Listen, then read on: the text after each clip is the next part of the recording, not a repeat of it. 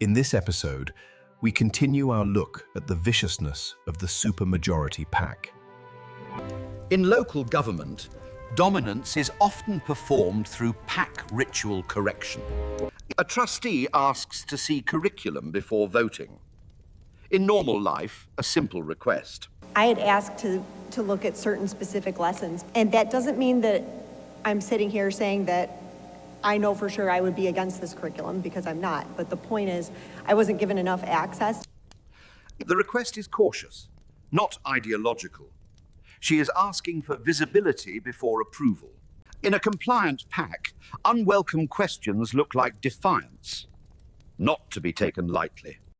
But I was a little taken aback at that meeting by some of the objections that were raised by Trustee Litkouhi. Good heavens, there it is, the first move.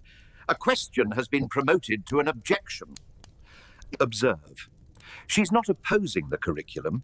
She is being responsible by asking to see it. And those are all real topics, and they should be taught.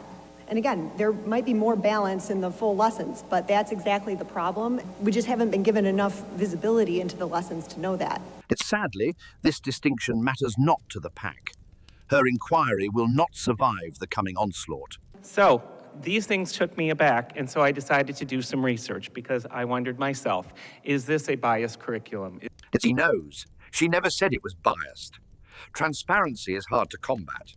Extremism is easier. It all ended up going back to a Lexington Institute article in 2007, Islamic Activism and the Ideology of Multiculturalism, in Florida, when Ron DeSantis was supposedly being woke, which was a right-wing organization. What is woke? Just a picture, no text, of a family with two dads, and being the first lesbian senator. It has a reference to Roe v. Wade, because there was a slavery image. Now the argument leaves the room entirely. A local request is attached to national controversies she never raised. I couldn't find these three books that we're talking about in any of it. So these were just other books by TCI. A curious admission. He laboriously waxed on defeating arguments she never made.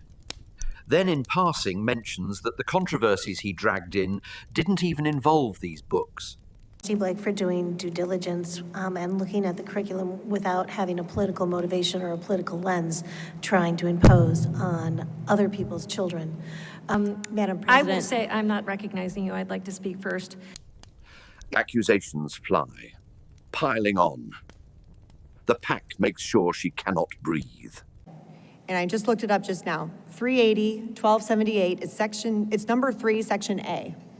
Michigan law. It doesn't matter what any of us say. Michigan law determines what the governing role of the board is supposed to be. In a final attempt to reason, she cites Michigan law.